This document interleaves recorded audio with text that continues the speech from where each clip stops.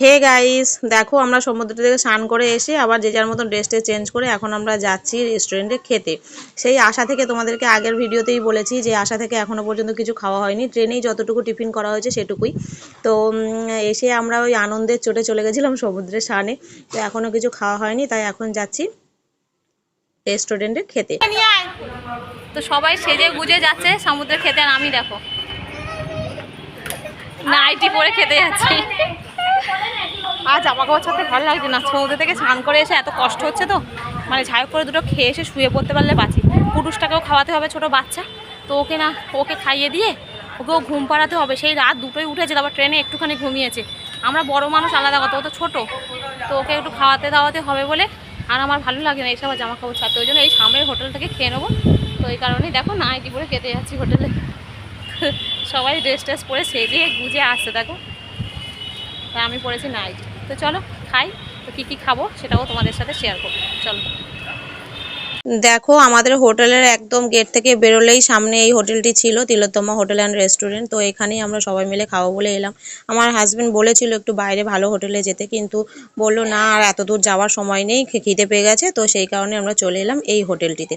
তো আমরা বসে পড়েছি খেতে। এখন কুটুস বদমাশি করছে খারাপক্ষণ ধরে, ও এখন ফোন দেখবে। তো ওদিকে বসেছে মা, মিঠুদি, আমার শাশুড়ি মা আর আমার বোন, আর এদিকটা আমি, আমার বর, দি আর আমার ছেলে। তো চলো এখন খাওয়া দাওয়া শুরু করবো। আমরা এখানে অর্ডার দিয়েছিলাম ভেজ থালি সঙ্গে মাছ। তো ভেজ থালির মধ্যে ছিল আলু পোস্ত ঝিঙে দিয়ে, আর তোমার ডাল, পটল আলুর তরকারি, পাঁপড় ভাজা, আর তার সঙ্গে মাছ, চাটনি, পাঁপড়। এই ছিল আমাদের খাবারে। তো কিন্তু এখানে প্রচণ্ড ঝামেলা হয়ে গেছে রেস্টুরেন্টে মিঠুদির সাথে, কারণ মিঠুদির গায়ে ভাত দিতে গিয়ে ফেলে দিয়েছিল, তারপর ঝোল ফেলে দিয়েছে এবং মাছ দিয়েছে একদম শক্ত ইটের মতো। তো মাছগুলো এত কড়া করে ভেজে দিয়েছিল, তো সেই কারণে মিঠুদি তো খেতে পারিনি একেবারেই। তো ঝামেলা লেগে গেছিলো মিঠুদির সাথে। খাওয়া দাওয়া হয়ে গেছে, জঘন্য খাওয়া দাওয়া নিয়ে করে দিয়েছে, সেই নিয়ে মিঠুদি তো প্রচণ্ড ঝগড়াঝাটি করলো। ঠিক আছে, মিঠুদি সেই মাছ দিয়েছে কানসার, সে কিছু নেই, তাই নাকি 100 টাকা করে প্লেট। হ্যাঁ নিয়ে যাও। তো এই নিয়ে প্রচণ্ড ঝামেলা বেঁধে গেছে। তো দেখি বিকালে কি ভালো খাওয়া যাবে কিনা, ঠিক করে কেউ খেতে পারিনি। তারপর রিঙ্কুর পাতে পড়েছে চুল, কটা পড়েছে? দুটো, একটা সরিয়ে খেয়েছে, আবার নাকি চুল। মানে রাস্তার পাশের হোটেলগুলো এত বাজে কি বলবো। আমার কুটুস তো কিছুই খায়নি। চলো, এরকমভাবে খাওয়া দাওয়া হয়েছে আজকে, কোনো দিন এরকম খাওয়া হয়নি। আমরা এতবার ঘুরতে এসেছি। স্পাইট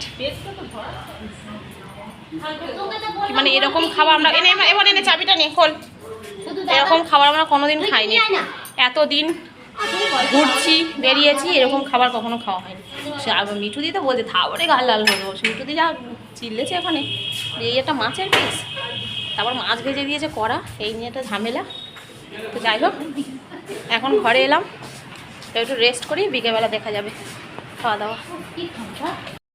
না বলো দেখি, রিভিউটা বলো। জীবনে কোনোদিন এরকম বাজে খাওয়া খাওনি?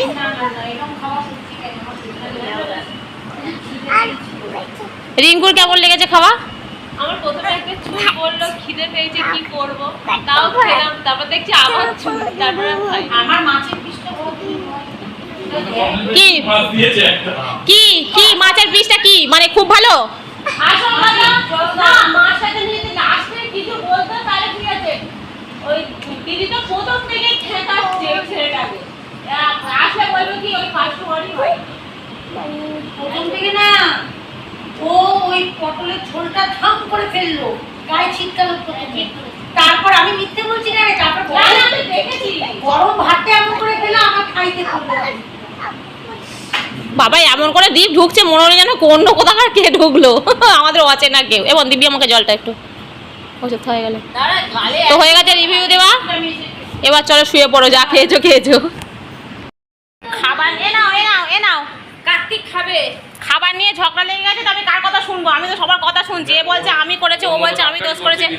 ওর কি পিঠটা মুছিয়ে দিতে হবে নাকি? না, ঘেমে আছে দেখি, যে যার মতো সেই তার ইয়ে করছে, ঝগড়া করছে। এবার সব যে যার মতন বডি ফেলছে। আমাদের এসিটা দে না, বালিশ কম নাকি? এইদিকে এসিটা দে, ওদিকেরটা দিবি না। দেখো এবার এসি নিয়ে ঝগড়া। যে কোনো একটা দেবো কিন্তু। এইটা দে আমাদের দিকে। বিকেলবেলা ঘুম থেকে উঠে সবাই একটুখানি ঘুরতে যাওয়ার কথা ছিল, ওল্ড দীঘা, তারপরে নিউ দীঘার এই সমুদ্রের পাড়টারগুলোতে সব ঘোরার কথা, কিন্তু সবাই দেখো এমন মানে পরিশ্রম হয়েছে সবার, এই আসা, তারপর খাওয়া, সমুদ্রের স্নান, এইসব করে সব কাহিল হয়ে পড়েছে, সব কটা ঘুমাচ্ছে মোষের মতো। আর এদিকে মিঠুদি ঘুমাতে পারেনি, মিঠুদি উঠে পড়েছে। তো এদিকে আমাকে ডাকলো, আমি একটু বাইরে যাচ্ছি, সব নাকি অন্ধকার প্রচুর করে বৃষ্টি শুরু ঘুমাচ্ছে। হয়ে গেছে জানো। কি অবস্থা ভাবো, আমরা ঘুরতে চলো যাব বাইরে বলে যাই, চিন্তা কি করলাম আর এদিকে বৃষ্টি হচ্ছে বৃষ্টি দেখে শুরু হয়ে আসি। গেছে। চলো বাইরেটা দেখে আসি কি ব্যাপার। সবাই ঘুমাচ্ছে আর বিকেলবেলা আমরা ঘুম থেকে উঠে সবাই ভেবেছিলাম নিউ দীঘা থেকে ওল্ড দীঘা যাবো। আর আকাশের অবস্থাটা দেখো কি হলো।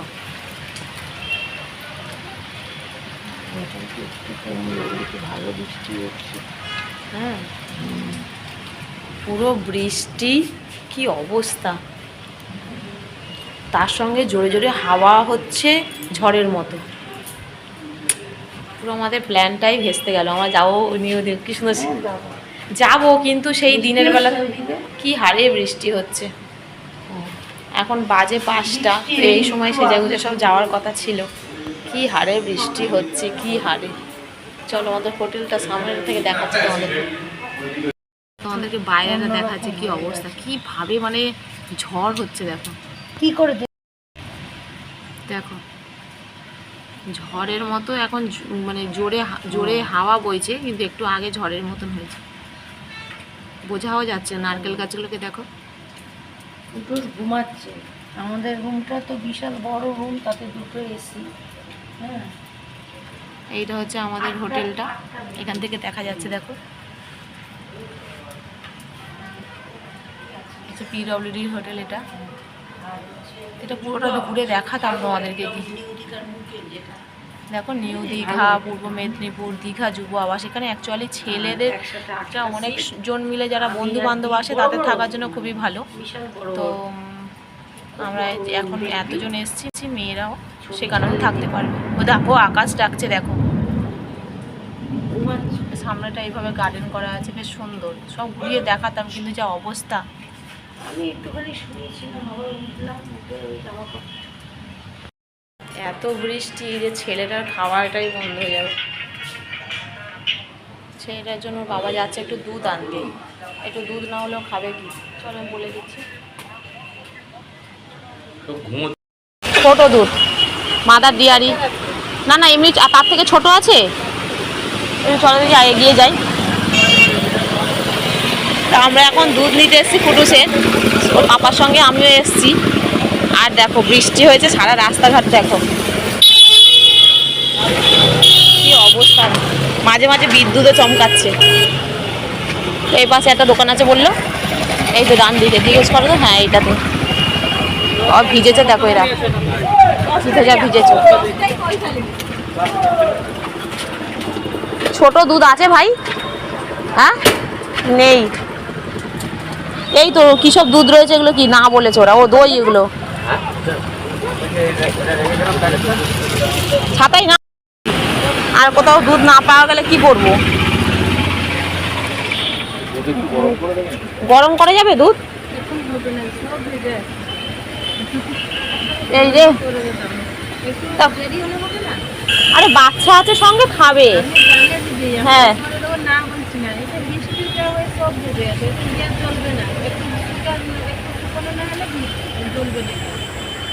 তাহলে এখন যাও তো পাবো, দেবো তো যাবো।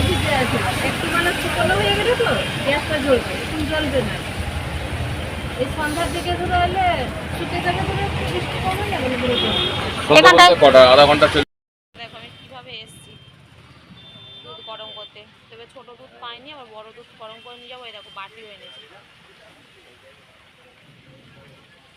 দেখো ঝড় বৃষ্টির কারণে এখানে দেখো ওদের যে গ্যাস ট্যাসগুলো ছিল সবই ভিজে গেছে। তো সেই কারণে ওরা দুধটা করে দিতে চাইছিল না। তো এই দোকানটা একদম আমাদের হোটেলের সামনে থেকে বেরোলেই ডান দিকে ছিল। তো বৌদিটা খুবই ভালো, আমাদের কথা শুনে, যেহেতু কুটুসের খাওয়ার সময় হয়ে গেছে সেই কারণে আমাদের কথা শুনে অনেক পরিষ্কার পরিচ্ছন্ন করে মুছে টুছে গ্যাসটা জ্বালানোর চেষ্টা করেছে। এবং আমি বাটি নিয়ে গেছিলাম যেহেতু, কারণ হোটেলের ব্যাপার তো কোন বাটিতে দুধ করবে না করবে, কারণ আমরা বাড়ি থেকে সমস্ত জোগাড় করে নিয়েই গেছিলাম যে ও আমাদের বাটি দেবো, দুধ গরম করে দেবে। তো আমাদের বাটিটা দিয়েও দিয়েছি, দুধ বসিয়েও দিয়েছে। তো চলো দুধটা হওয়া পর্যন্ত একটু অপেক্ষা করি।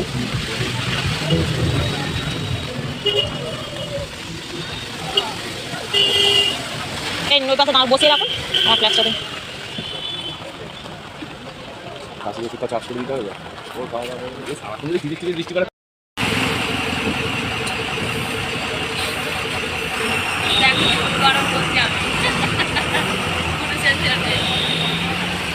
আসলে ওই দিদিটাই গরম করছিল, দিদিটার কাস্টমার এসছে, দেখো কাস্টমার এসছে, ওই কারণেই আর কি আমাকে বললে গরমগুলো দেখো দুধের দাম উঠে যায়। তাই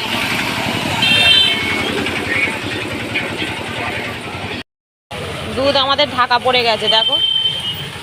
আজকে সব দিক দিয়ে সমস্যা হয়ে যাচ্ছে, যাই বা কষ্ট চেষ্টে দুধটা গরম করার জন্য ব্যবস্থা করা হলেও আশেপাশের দোকানগুলোতে যাওয়া হলো, কেউ করে দেবে না, হলো না। এখানে গ্যাসের উপরে বৃষ্টি পড়ে গ্যাস নষ্ট হয়ে গেছে, জ্বলছে না, তাও বা ঝাই করে জ্বালিয়ে দুধটা বসানো হলো, যাও বা আমি করছিলামও, গ্যাস শেষ হয়ে গেছে, আবার গ্যাস লাগানো হবে, তারপর দুধ গরম হবে। মানে সব দিক দিয়ে আর কি সমস্যা হচ্ছে। তারপর বৃষ্টি, একটু বেরাবো সন্ধ্যেবেলা, বৃষ্টি। অনেকক্ষণ ওয়েট করার পর আবার এলো গ্যাস। তো এখন গ্যাসটা লাগানো হয়েছে, এবার আমার দুধটা গরম হবে, দেখতেই পাচ্ছ।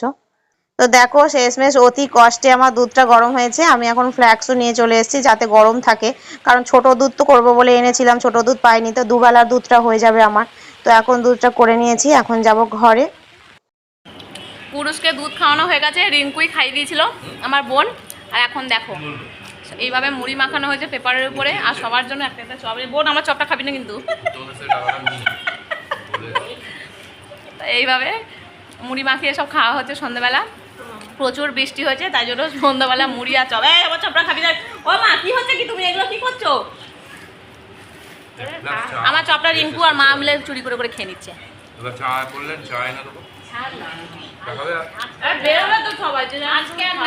চলো গাইস খাই এখন মুড়ি আর চপ, আর তার সঙ্গে আমাদের চানাচুর।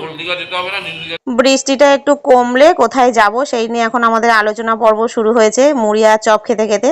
তো যদি আমরা বেরাই সন্ধ্যেবেলা তো সেটা অবশ্যই তোমাদের সাথে শেয়ার করব। তো চলো আজকের ভিডিওটা এই পর্যন্তই, দেখা হচ্ছে নেক্সট ভিডিওতে, কোথাও ঘুরতে গেলে সেটা নিয়ে আসছি। তো চলো টাটা।